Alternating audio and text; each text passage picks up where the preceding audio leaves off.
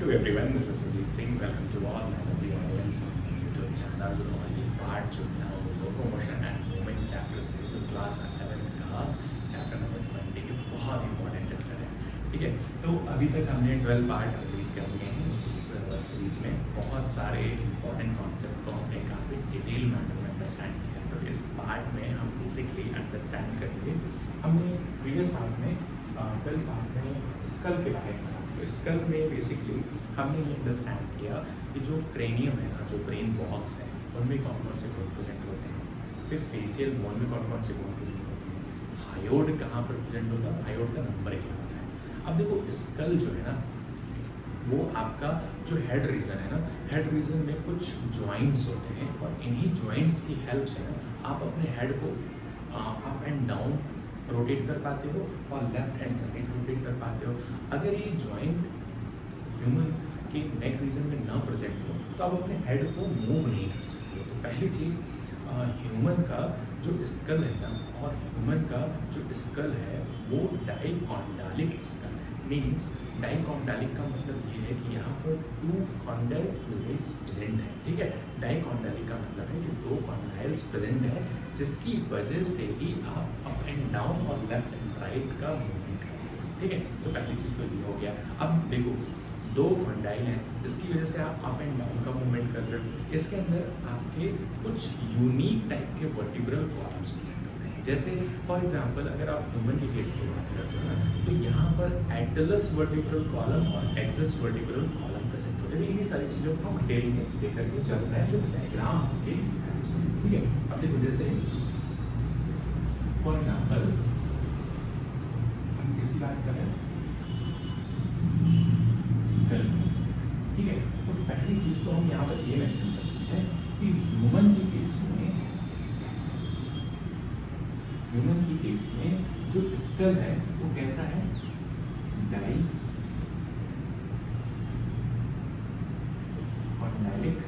School.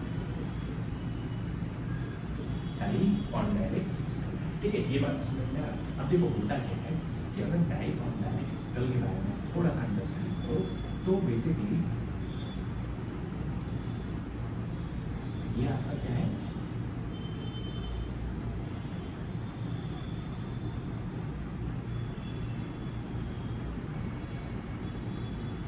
Suppose ये आपका क्या है, एक स्कल है। ठीक है, अब इस स्कल के अंदर बेसिकली एक बोन भी प्रेजेंट है।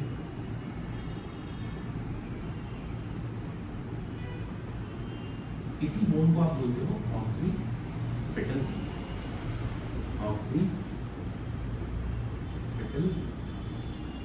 बोन। ठीक है, देखो यहाँ पर एक ओपनिंग होती है, यहीं पर एक क्या होती है, ओपनिंग होती है। इस ओपनिंग को आप क्या बोलते हो, इस opening called as foramen magnum.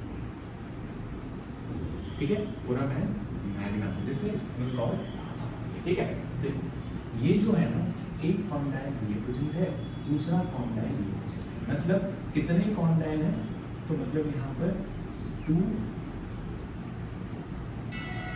Condyles present हैं ह्यूमन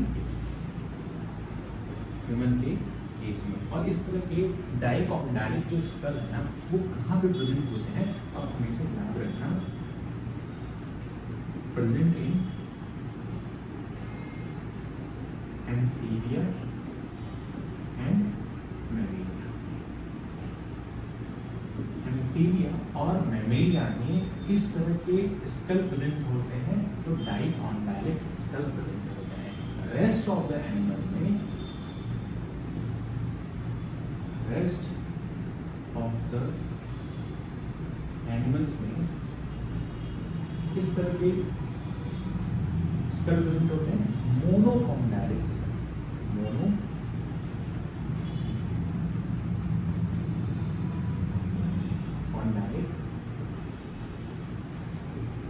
ठीक है, अब मोनोकॉन्डाइलिक स्कल को अंडरस्टैंड करने के लिए आप इसको इस तरीके से समझो कि जैसे कि ये तो आपका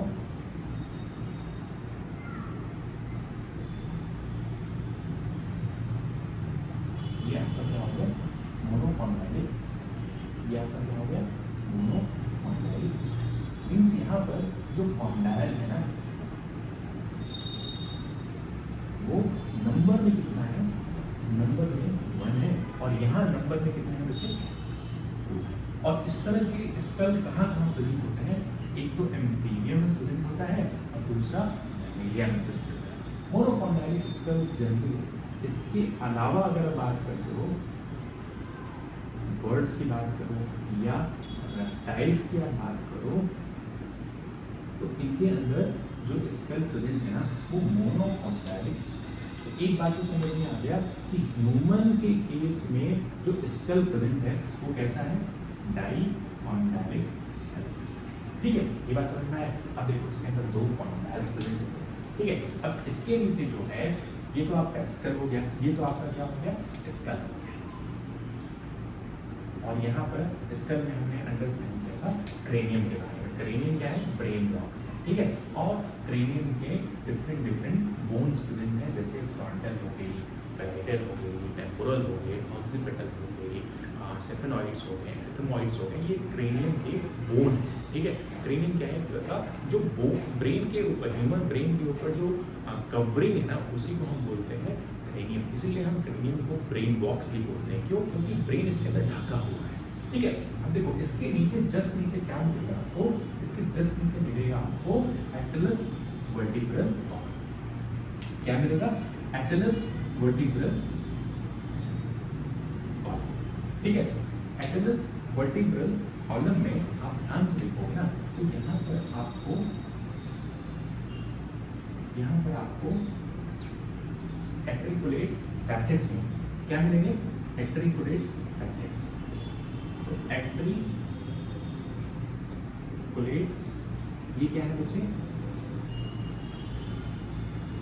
फैसेट्स।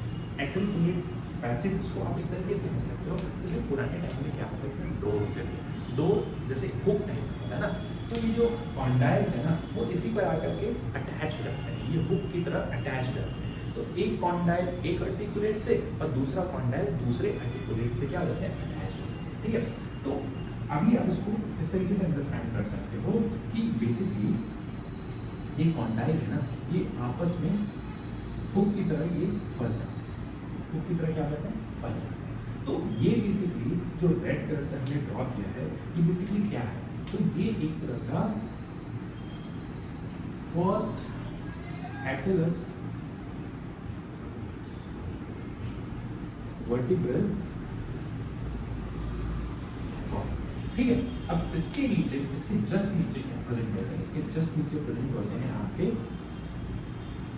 इसके जस्ट नीचे प्रेजेंट होते हैं आपके एक और वर्टिब्रल कॉलम है, उसको आप बोलते हो सेकंड एक्सिस वर्टिब्रल कॉलम। ठीक है, अब देखो इस एटलस और सेकंड एक्सिस वर्टिब्रल कॉलम के बीच में एक प्रोजेक्शन होता है। ठीक है, अब देखो यहीं पर मैं सारा आपको मूवमेंट्स अंडरस्टैंड करूंगा कि बेसिकली एटलस और एक्सिस के बीच में जो ज्वाइंट है ना ये रिस्पॉन्सिबल है लेफ्ट और राइट। मीन्स यहाँ पर जो ज्वाइंट है ना, अगर आप ह्यूमन के स्कल में, अगर आप ह्यूमन के अगर स्कल की हम बात करते हो किसकी, ज्वाइंट्स की, अगर आप बात करते हो किसकी, ज्वाइंट्स, तो देखो यहाँ पर 2 डिफरेंट टाइप के ज्वाइंट्स प्रेजेंट हैं, 2 डिफरेंट टाइप के ज्वाइंट्स प्रेजेंट हैं। एक ज्वाइंट को आप बोलते हो पाइवोट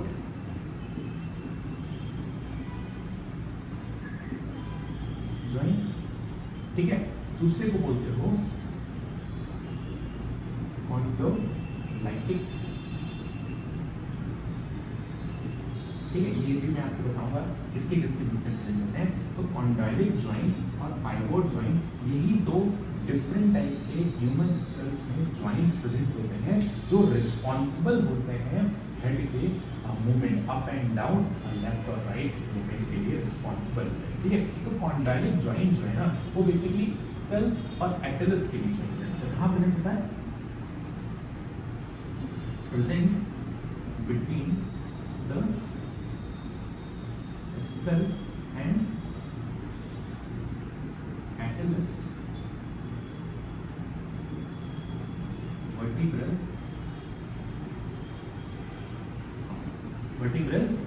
ठीक है। अब ये पहली चीज तो कहाँ प्रेजेंट होता है, स्कल और एटलस वर्टिब्रल कॉलम के बीच में। किसके लिए रिस्पॉन्सिबल होता है, तो अप एंड डाउन मूवमेंट के लिए, अप एंड डाउन मूवमेंट के लिए ये रिस्पॉन्सिबल होता है। ठीक है, मतलब जो ये मूवमेंट हो रहा है ना वो कुछ इस तरीके से होगा। ठीक है, और इसमें जो मूवमेंट हो रहा है वो कुछ इस तरीके से हो रहा है, means up and down movement, up and down movement, और ये आपका लेफ्ट एंड राइट मूवमेंट। ठीक है, अब देखो पाइवोट जॉइंट जो है ना, पाइवोट जॉइंट जो है वो बेसिकली कहाँ प्रेजेंट होता है, तो present between Atlas and axis vertebral column में प्रेजेंट होता है। दोनों के बीच में यहाँ पर जो है वो आपके जॉइंट्स प्रेजेंट होते हैं, क्या आपके कॉन्डोइलिक जॉइंट और पाइवोट जॉइंट। इनकी पोजीशन और इनका इंपॉर्टेंट होता है, ये जो है लेफ्ट एंड राइट मूवमेंट के लिए रिस्पॉन्सिबल है। ठीक है, जैसे आप अपने स्कल को अप एंड डाउन जो मूवमेंट कर रहे हो ना, उस मूवमेंट के लिए जो जॉइंट रिस्पॉन्सिबल है वो कॉन्डोइलिक जॉइंट रिस्पॉन्सिबल है। आप लेफ्ट और राइट में जो मूवमेंट कर रहे हो उसके लिए कौन सा रिस्पॉन्सिबल है, पाइवोट जॉइंट। तो ये इंपॉर्टेंट पॉइंट है, आप इसको याद रखना कि ह्यूमन स्कल में दो डिफरेंट तरह के जॉइंट्स प्रेजेंट हैं। इस तरह के स्कल प्रेजेंट है, ये भी इंपॉर्टेंट है, और कहाँ कहाँ प्रेजेंट होते हैं इसको भी आप थोड़ा सा याद रखना। ठीक है, अब देखो ये तो हो गया आपका, ये तो हो गया आपका एटलस, ठीक है, और ये हो गया आपका, ये हो गया आपका एक्सिस, और ये हो गया एटलस। अब इसके जो जस्ट नीचे है ना, इसके जो जस्ट नीचे है ये आपके, इसके जस्ट नीचे है कॉमन वर्टिब्रल कॉलम, जो सभी मैमल्स में सेम है। ठीक है, जैसे अगर हम बात करते हैं कॉमन वर्टिब्रल कॉलम, मींस अब अगर हम किसकी बात कर रहे हैं, कॉलम वर्टिब्रल कॉलम, इसमें जो नंबर ऑफ बोन्स है ना, इसमें टोटल नंबर ऑफ बोन्स कितने बच्चे, 26 बोन है वर्टिब्रल कॉलम में। हमने इसके प्रीवियस पार्ट में अंडरस्टैंड किया था कौन कौन सी बोन प्रेजेंट है, उसके बारे में भी आपको इम्पोर्टेंट नोट डाउन कर लो। तो यहाँ पर एक तो है सर्वाइकल, सर्वाइकल बोन जो है वो कौन सी है, वो बेसिकली कॉमन वर्टिब्रल कॉलम है। ठीक है, अब सर्वाइकल हो गया, दूसरा हो गया आपका टेम्पोरल, एक तो सर्वाइकल हो गया, एक हो गया थोरेसिक, थोरेसिक हो गया, एक हो गया आपका लंबर बोन हो गया। ठीक है, उसके बाद आपका हो गया एक आपका cervical bone, thoracic bone, lumbar bone, और उसके अलावा सैक्रल बोन, उसके अलावा आपका कॉक्सिडल बोन। ठीक है, और अगर इनके नंबर की हम बात करते हैं तो ये नंबर जो है ना बेसिकली आपके ये 7 नंबर, सर्वाइकल 7 होते हैं, थोरेसिस 12 होता है, नंबर 5 होता है, और बेसिकली सेक्टरल जो है ना वो 5 बोन का फ्यूज होकर के एक बोन में कन्वर्ट होता है। इसी तरह से कॉक्सिडल जो बोन है ना वो 4 बोन आपस में फ्यूज होकर के ये फॉर्म करते हैं टोटल नंबर ऑफ 26 बोन। तो हमेशा याद रखना आप, सर्वाइकल का नंबर 7, थोरेसिस का नंबर 12, लंबर का रीजन नंबर जो है 5, और सैक्रल बोन जो है ना 5 डिफरेंट बोन आपस में फ्यूज होकर के एक सैक्रल बोन बनाते हैं। इसी तरह से कॉक्सिडियल जो बोन है ना 4 डिफरेंट बोन आपस में फ्यूज होकर के एक कॉक्सिडियल बोन बनाते हैं। तो ये आपका क्या है, वर्टिब्रल कॉलम की बोन है। अब देखो एक बात आप फिर से याद रखना कि जो सर्वाइकल बोन है ना, ये प्रेजेंट होती है मैमल्स में, ऑलमोस्ट ऑल मैमल्स में प्रेजेंट होती है, कुछ एक्सेप्शन, जैसे सिकाऊ जो है ये एक्सेप्शन है, ठीक है। तो अगर हम बात करते हैं, पहली चीज अगर हम बात करते हैं तो सर्वाइकल बोन के बारे में अगर हम बात करते हैं,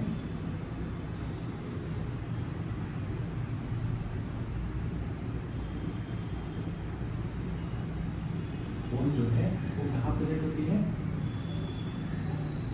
प्रेजेंट इन, कुछ एक्सेप्शन है, कुछ एक्सेप्शन है, but almost all present in all mammals, ठीक है। जैसे सीकाउस का एक एक्सेप्शन है। अब जैसे थोरेसिस जो है ना, थोरेसिस वो रीजन है जहाँ से रिब जो है ना वो अटैच होती है, ठीक है। तो बेसिकली थोरेसिस जो है वो पार्ट है जहाँ पे आपके रिब्स जो है ना, चेस्ट रीजन में रिब्स जो है वो अटैच होती है, ठीक है। इसी तरीके से अगर आप लंबर की बात करो तो लंबर जो है ना largest bone, largest and strongest bone है। ये आपके बॉडी के मतलब बॉडी में जो ट्रंक पार्ट है ना उसके वेट को यही होल्ड करता है, लंबर, ठीक है, क्योंकि ये लार्जेस्ट बोन है आपकी बॉडी का, पहली चीज, और स्ट्रॉन्गेस्ट बोन है, मतलब बॉडी का जो ट्रंक पार्ट है ना, इसके ट्रंक के वेट को कौन होल्ड करके चलता है, तो लंबर को ही होल्ड करके चलता है, ठीक है। तो हमने ये अंडरस्टैंड किया कि ह्यूमन में जो स्कल है वो कैसा है, डाइकॉन्डाइलिक। क्यों? क्योंकि यहाँ पर दो कॉन्डाइल्स प्रेजेंट हैं और ये दो कॉन्डाइल्स के प्रेजेंट होने की वजह से ह्यूमन का स्कल कैसा है, डाइकॉन्डाइलिक स्कल, ठीक है। अब दूसरी चीज अगर आप देखो तो डाइकॉन्डाइलिक स्कल कहाँ प्रेजेंट होते हैं, सभी एम्फीबिया और मैमेलिया में प्रेजेंट होते हैं, ठीक है।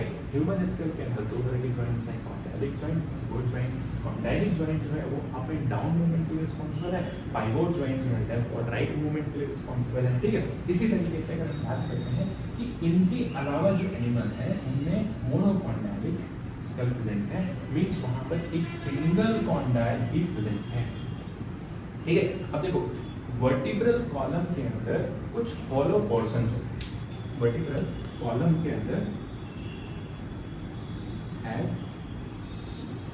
सम हॉलो पोर्शन, इसी हॉलो पोर्शन को ही हम क्या बोलते हैं, कॉल्ड एज न्यूरल कैनाल,